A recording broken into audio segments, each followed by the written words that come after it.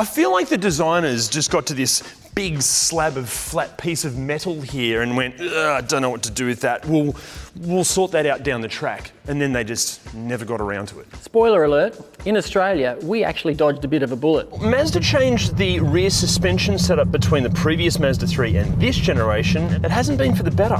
Theoretically, the Mazda 3 should make for an excellent used car. Mazda have an outstanding reputation for build quality and reliability.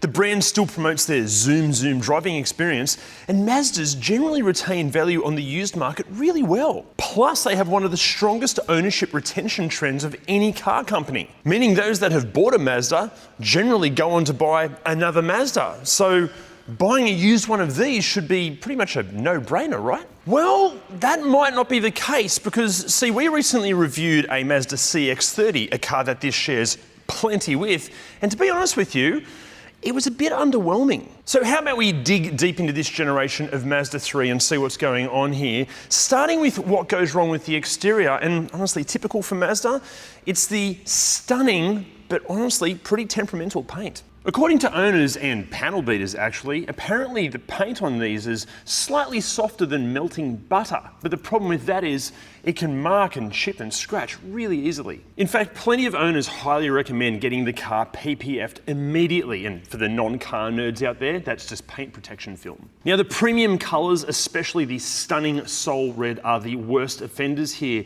and according to those that fix these, if you need to respray the front of it to get rid of the stone chips, or heaven forbid you get in an accident, it is near impossible to get the car back to its best because those colours are so hard to match. Now, fun fact here, the reason that Soul Red is such a nightmare of a colour to repair is that they actually add a colour tint to the clear coat. But the problem with this is it's a bit like KFC and their secret herbs and spices. According to those that fix them, they can't get the exact recipe for the layers of paint versus how much tint is in the clear coat. That means just matching panels is a complete nightmare, almost impossible to do. But this issue with the paint isn't the only complaint with the exterior. Apparently the sheet metal is really thin. Maybe this is to save weight, maybe it's to save some money during manufacturing. But the problem with it is it can dent really easily. Next up, the driver's side mirror is almost sort of zoomed in a way, so it can really mess with your depth perception. You get used to it, but it's just annoying. Now, chances are anything powered by electricity on the exterior should work perfectly for many years to come. However, and this is a pretty common one that we've seen on Mazdas for quite some time now, the folding power mirror actuators can play up. So the mirrors sometimes open and close, sometimes they don't. Who knows? Now, there can be a bit of a weird issue on pre-2023 update cars with the fuel filler cap. Apparently in the hot Aussie summer, these can warp out of shape. Chances are, though, it's been fixed under warranty by now. Also on the pre-2023 update cars, and specifically early 2019 models, just make sure that the chrome trim around the windows is secure and in place because it could pop out. It won't post-2019, and chances are it's been fixed under warranty by now. Aside from all that, plenty of owners absolutely love the design of these things. Although this wonderful design can lead to a few issues when it comes to driving or even just sitting in it, but we'll expand on that shortly. For me personally, I love the design of these. Mostly, I have an issue, and it's this. I feel like the designers just got to this big slab of flat piece of metal here and went, I don't know what to do with that. We'll sort that out down the track. And then they just never got around to it. The problem that I have with this is I feel like it accentuates sort of the egg thing going on back here. Now, the sedans miss out on this because they've got a lovely little contour running along here, and I don't understand why they couldn't just add that contour to the hatch as well. To fix this, I've actually added that contour to the hatch via Photoshop, and here's what it looks like. Subtle, I know, but I think it makes a difference. Aside from that mess though, what a stunning looking car, especially from the front end. This has got to be, for me, one of the most attractive cars in this class easily. In fact, you know a way that you can tell they got the design so right from the start? It's because this thing has been updated a couple of times, and yet the aesthetics have barely changed. We'll get into what changed with the various updates shortly, but you know what didn't change depending on the iteration? Sort of. It's what's under the bonnet. The vast majority of this generation will be packing either a 2-litre or 2.5-litre petrol 4-cylinder. However, for a short time here in Australia, there were a couple of hybrid options, although they were such flops from a sales perspective, Mazda killed them off. Plus, unfortunately, at least for us here in Australia, the all-wheel drive 2.5 litre turbo Mazda 3 has never made it here, and neither did the 1.8 litre diesel. But with how truly horrible Mazda's diesel engines are, maybe we dodged a bullet there. As far as what trim specs you'll be able to choose from, both the 2 litre and the 2.5 litre have been available in primarily 3 flavours, with the hybrids in a special edition or 2 filling the gaps. Now, pricing wise, the very cheapest examples here in Australia are currently asking around about $15,000. The most expensive used examples around about $45,000. But I tell you what, if the previous generations of Mazda 3 are anything to go by, unlike some of their European rivals, these things seem to be holding their value really, really well. Now, this might mean that bargains are really, really hard to come by, but think of it this way, at least when you go to sell it down the track, you hopefully won't lose too much money through depreciation. Also, while we're on the subject of saving money, and this goes for all cars, not just the Mazda, please don't fall for the trap of paying exorbitant fees for consumables like wiper blades. Instead, save yourself some money and get yourself a set of Wipertech blades. Wipertech blades are so easy to order online. They're an absolute breeze to install because they're going to fit your car perfectly, and they wipe so incredibly well. We genuinely use them on all of our cars. And if you order yourself a set via the link down there, you're going to get 15% off and free express shipping. And as a massive thank you to Maddie for lending us her car, she's going home with a set of these bad boys for free. And if you'd like a set for free, all you've got to do is volunteer your car for us to feature, message us via the socials, and if we feature it, you're getting some. But what about inside? What goes wrong in here? Well, look, I know I rant on about this all the time, but Mazda, if you're going to put gloss black plastic in high traffic areas like here, here's a crazy idea. How about making it from something that's resilient to having dust wiped off it? Seriously, this plastic here is so soft, it's going to scratch even if you think about cleaning it. And the same goes for the clear plastic covering the gauges. If you attempt to clean that, it's going to be looking at the gauges through sort of a 1980s soap opera filter. It just scratches and goes cloudy instantly. The problem with all of this scratching is it just cheapens what is otherwise a very premium and beautiful looking interior. Actually, this is something Mazda are fantastic at. It's taking what we'd call cost-effective materials and making them appear far more expensive than they actually are. However, as good as this interior is and as wonderful as the exterior design is, as I alluded to before, it does come at a price. See, owners have noted a bit of a design flaw here. Because the leading edge of the roof is actually quite far back and it feels like the windscreen is about 1 millimeter thick, these interiors can heat up like crazy. Also, the fact that the interior is pretty much all black also doesn't help, but plenty of owners have complained or noted that this Generation 3 is easily the hottest interior of car they've ever had.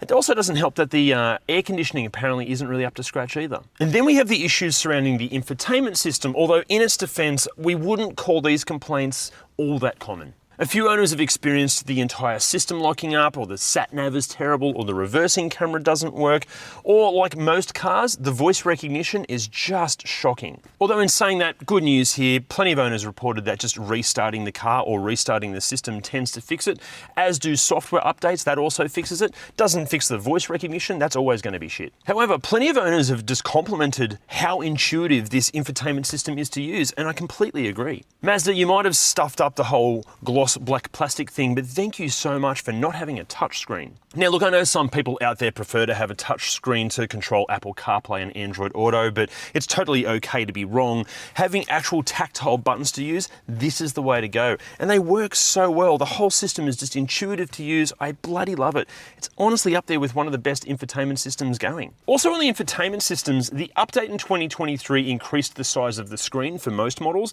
It added wireless phone pairing tech, USB-C ports, and a few other bells and whistles. And prior to the update, even the base models were really well equipped with everything that you'd expect. However, plenty of owners highly recommend finding an example with the 360-degree camera, and we'll expand on why that is later when we drive this thing. And then in terms of the safety equipment, all examples feature Mazda's take on radar-guided cruise control, various active and autonomous braking functions, plus the usual host of alerts and warnings. However, there are potentially some issues with the safety systems, but we'll elaborate more on that when we get to driving this. But if you need to know all the specific details of which models get what levels of tech and the updates and all that sort of stuff, plus all the common issues written out so it's easy to refer to, check out ReDriven.com and go to the completely free Mazda 3 cheat sheet because it will answer all of your questions. But look, elsewhere in here, the big thing that grabs you is just the sheer feeling of quality and fit and finish. And as I said before, the overall design is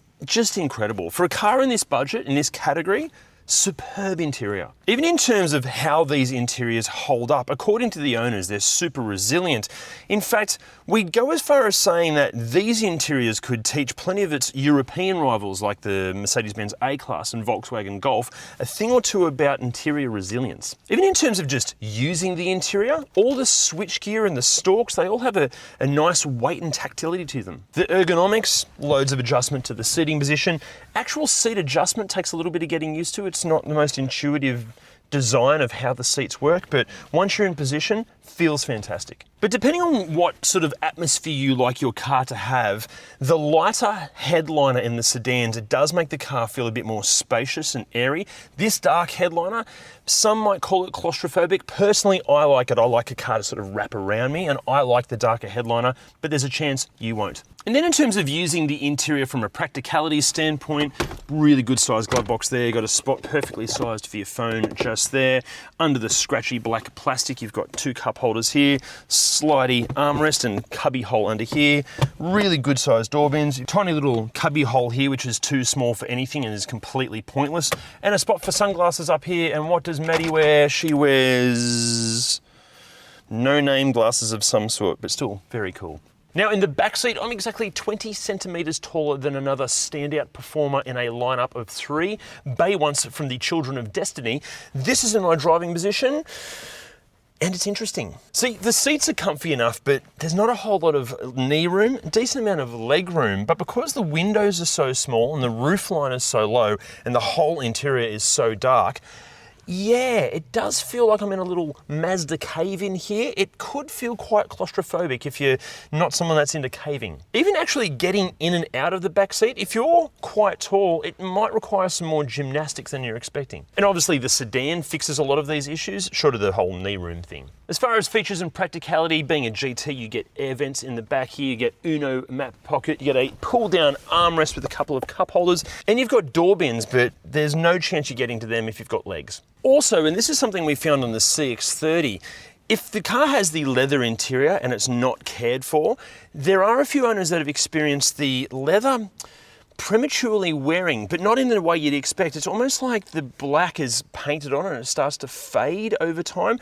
Also, the leather can get really, really firm if it's not cared for properly. But a hot tip here, there are plenty of products out there that will rejuvenate the leather and hopefully even fix the scratches in the plastic or even mitigate them happening in the first place. And if you are in the market for this stuff, we highly recommend checking out our mates at Automotive Superstore. They have over 400,000 products to choose from, covering everything from four-wheel drive accessories, sound systems, dash cams. Honestly, you name it, chances are they'll have it. Plus, to make life even easier, if you just type your rego into the Automotive Superstore site, it'll list all the products that are perfectly designed for your car. Plus, they ship Australia-wide, so this means you can do all of this just from your phone. And that means no battling with traffic or trying to find a car park or having to talk to strangers. Honestly, Automotive Superstore, check them out via the link below. They're bloody legends. And then in the boot, look, honestly, not all that great. The previous generation Mazda 3 had a larger boot than this, and even in this category, it has one of the smaller boots in its class. Really, only the Toyota Corolla has a smaller boot. And then, look, it is good news that the seats fold completely flat, but even then,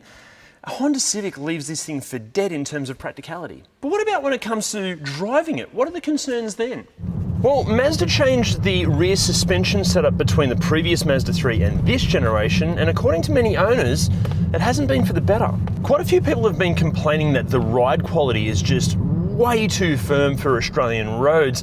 This might mean that the handling and road holding are at near performance car levels, but for just a round town everyday car, yeah, it's a little bit on the crashy side. Also, and this has actually been a bit of a bugbear for Mazda 3s for quite some time, but the road noise and just cabin noise in here is maybe a little bit more than what you might be expecting. It is an improvement over the previous generation though. Now remember how I mentioned before that plenty of owners recommend finding an example fitted with a 360-degree camera? That's because the blind spots are pretty intense. Honestly, vision out over your shoulder here in traffic is tricky to say the least, and honestly, in some scenarios, basically impossible. And the other issue that I alluded to earlier had to do with the safety tech. Now, this is something we're seeing more and more in modern cars, but the calibrations of the safety tech, it just seems to be far too sensitive. Owners have reported that in these, say you're driving down a ramp in a shopping centre, when the car detects the change in angle of the road in front, it just jumps on the anchors. Or say you're driving up a hill and there's a bit of a turn in the road ahead, the car will detect, say, a garbage bin or a tree or a parked car on the other side of the road and assume that you're going to run into it, and again, jump on the anchors.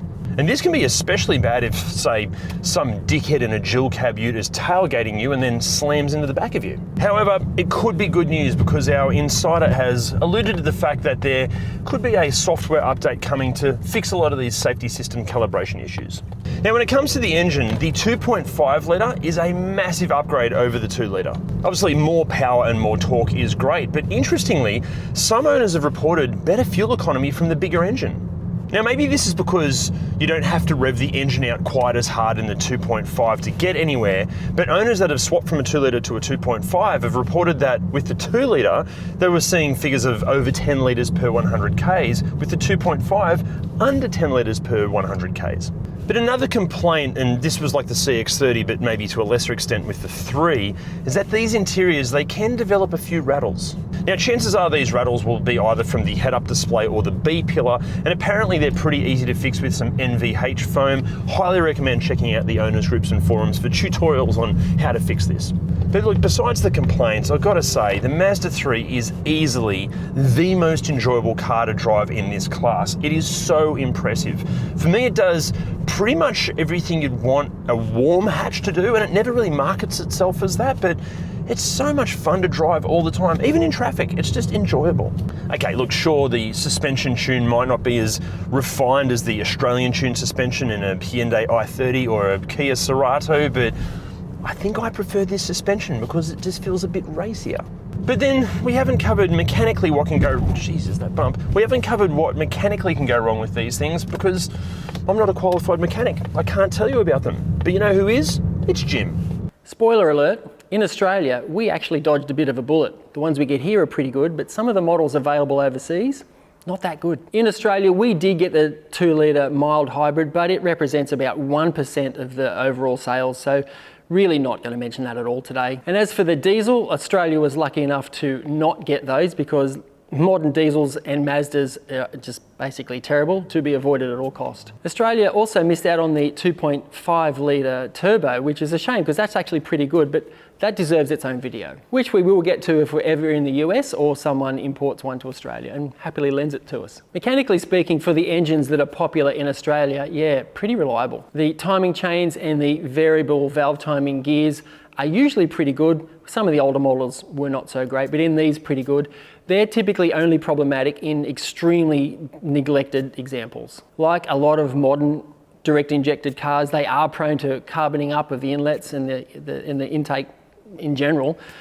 Typically though, not a huge problem until you've got a lot of Ks on it and it starts affecting efficiency and performance. But overall, that's a problem for much later. Now, oil dilution in these can be a bit of an issue. Now, what's happening there is where unburnt fuel makes its way down past the cylinders and into the sump and just collects in the sump. And what that does is exactly what it sounds like. It dilutes the engine oil. Now, diluted engine oil is not ideal, but these are prone to do it. Now, that problem is worse in cars that do a lot of short trips or never really get up to operating temperature. So the oil never really gets hot enough to burn off that unburnt fuel. Another issue with modern direct injected engines is LSPI, that's low speed pre-ignition.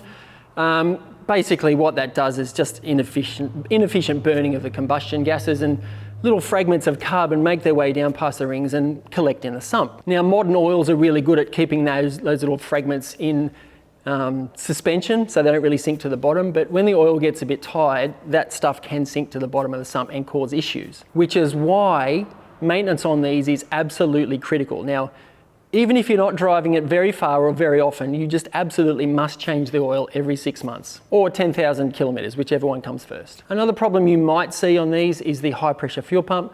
Sometimes it just fails to be pumping high pressure fuel at all, and other times it just makes a terrible rattling sound. Either way, it's cactus and you're going to have to change it. Another really not very common, there is a few cases of thermostat failure. Now if the thermostat gets stuck open, that's not terribly bad for the car in the short term. It just means the whole thing's running below temp. You might see a fault code there, but there are also some cases where the thermostat gets stuck shut, and if it does, it can overheat. And if it's bad enough, it could cause a catastrophic overheating event. The good news here, it's really not very common at all. What is common though, well, not really a common complaint, but the 12 volt battery in these, it really only lasts 2 or 3 years. That's the iStop battery. You'll get an iStop warning for ages, warning you that there's a problem there, and 99% of the time it's the 12 volt battery. The transmissions in these, look, they are pretty good. They are pretty much on par with most modern transmissions. If they're serviced on time, they shouldn't really give you any issues. Now I know sometimes these videos can make the car seem like it's really not that good, but with these, the normally aspirated 2 litre and the 2.5 litre, they are actually very reliable. If they're well serviced, you really shouldn't expect too many issues at all. Now we need to say a massive thank you to all of the Mazda 3 owners that helped us research this video. However, there's another issue that they raise that you need to consider here, and it's the fact that it seems some of the customer service from some Mazda dealerships leaves quite a lot to be desired. A number of owners mentioned that having warranty claims seen to, or even just considered from their dealership, was far too difficult. And when they contacted Mazda Australia for some advice or support, they were just met with, "You didn't buy your car from Mazda Australia, refer to your dealership." Now this is simply not good enough. If you're spending $30,000 to $40,000 on anything, surely you can expect some quality after-sales service. And look, obviously plenty of dealerships have been absolutely outstanding, but just read through the forums and the owners groups to find out which are the ones to avoid. But all of this brings us to the big question, which is, should you buy one? Well, yeah. There's no denying this generation of Mazda 3 is an exceptionally good car. The build quality and reliability are up there with the very best of them. It looks great, it's loaded with features, it holds its value really well. There is so much to love. But the problem that it has if you're looking at buying a used example is actually its dad. The previous generation Mazda 3 offers an arguably superior driving experience. It's also loaded with features. The build quality and reliability is just as good, if not even potentially better than the current generation. And it's probably going to save you a few $1,000s when it comes time to buy it. There's this misconception that a newer car is automatically better, and this creates this sort of pressure to always upgrade to the latest greatest thing on 4 wheels. But as good as this generation of Mazda 3 is, short of the front end design and interior aesthetics, we just don't feel it's substantially better than the previous generation. It's not worse either, it's just different. So therefore, why would you spend extra money on this generation when you could basically buy the equivalent and save yourself thousands? Or you could just rid yourself of all of this confusion and just go and buy the most popular car in this category, this. But a question for you, if you weren't to buy one of these, or one of these, what would you buy instead? Let us know in the comments. See you next time. Very easily. I've gone blank. Oh my God. To fix this, yeah. And as a massive thank you to Maddie for lending us the car. Oh, damn it, I missed it.